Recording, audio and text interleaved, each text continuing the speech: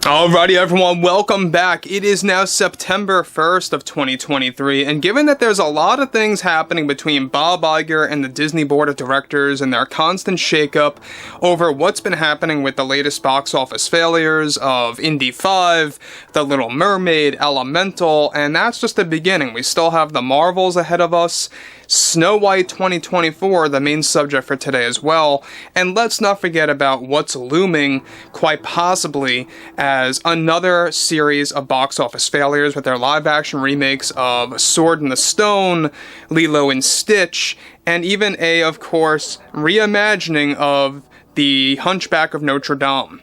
This is Mike Zero. Subscribe if you're new and like this video to see future updates. I'm also on Twitter at Mike01. I thank you all so very much for the great and kind support. And let's get right into the subject, shall we? Now, we know that Snow White is a train wreck and is a disaster in the making. We all know this, everyone else knows this, and they are very much afraid. Disney is very fearful of what's going to happen once the trailer drops at this year's D23 event, even to the point that a lot of board members are beginning to say whether or not they want to delay the trailer from D23 until the holiday season around Christmas time. Now, that may very well have some kind of a connection to the conversations that have been going around at Disney on delaying Snow White from March until June. For whatever reason, June seems to be a special month in their mind for Snow White, if and when they do delay this, but we'll have to wait and see.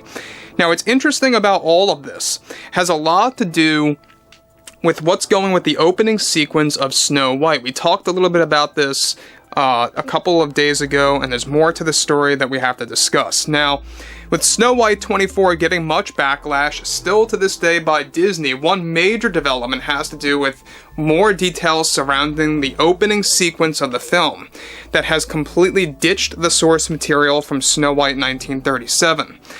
Now, another significant segment of the opening scene involves a sequence in which Snow White is conversing with her father, who is actually only seen off-screen from behind, where her father sends her off the train with one of the characters that is codenamed the Protector.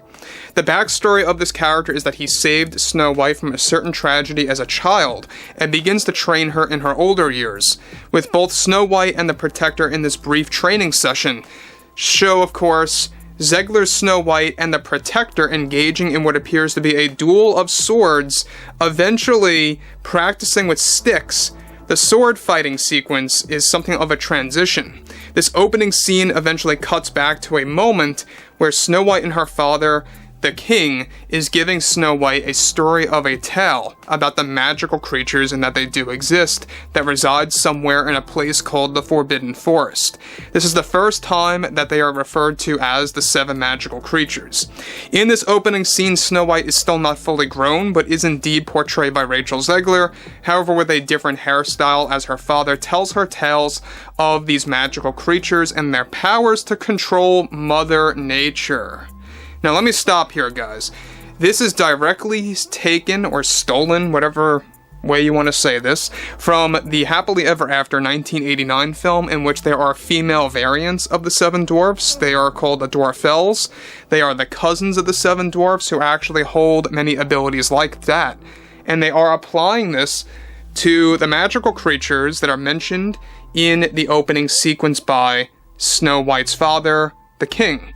Now, we know that this is not only a reimagining of Snow White.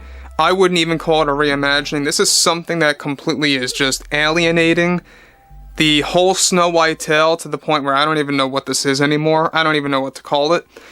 But this discussion between King White and Snow White, by the way, King White is the code name in the script that they used. We know that the Protector is a mysterious figure. We're not quite sure about him just yet. We'll talk more about that in the coming weeks as it unfolds. But what's interesting about this is that it dives a little bit into Snow White's backstory and how it's completely just dismantling and making things all the more complex than it needs to be for a children's film. I mean, let's just be honest. This is a movie that should be geared toward younger audiences, and it seems like it's making it a little too you know, more involved than it should be. Let's get into the further, you know, details about this. Now, it's presented as a bedtime story in the shot to Snow White that would later connect to her learning that the creatures are not myths or children's tales, but rather based on truth when she discovers them when she runs into the Forbidden Forest from a pack of wolves. The opening scene is essentially both a setup to her strength and her knowledge about the reimagining of the Seven Dwarfs in this live-action remake. The magical creatures, however, are not mentioned by name by the king, and the king's face is never shown in this shot either, as he is just seen from behind talking to Snow White. The closing sequence of the opening involves Snow White waking up in the middle of the night, looking at a full moon and telling herself that she will forever be resilient and that her emotions make her strong.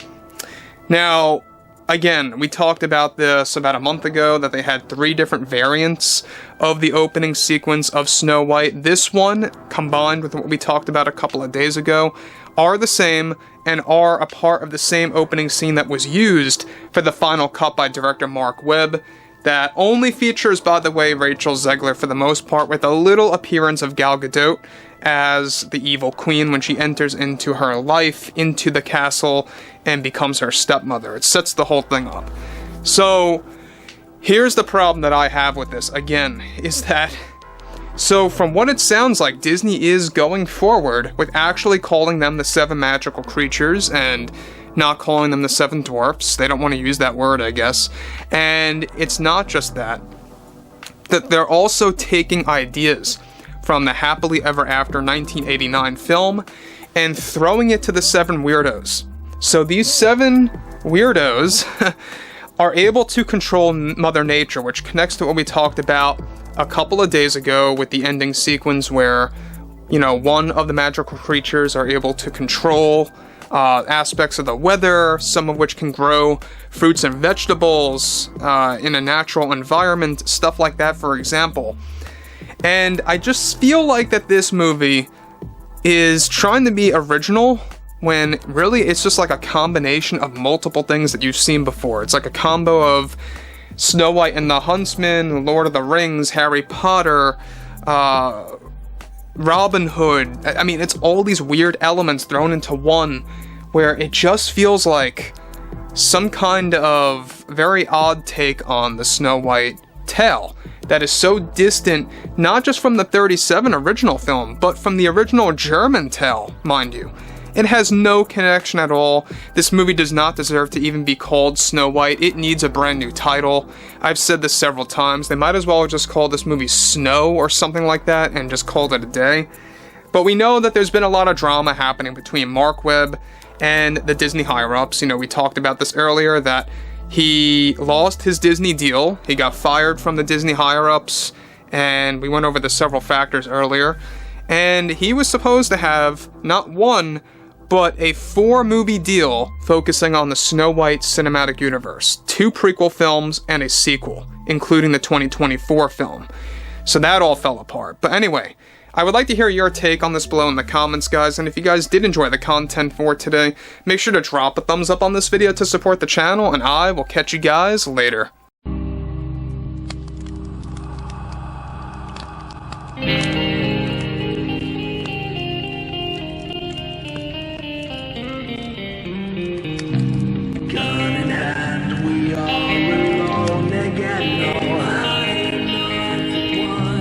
Night to move.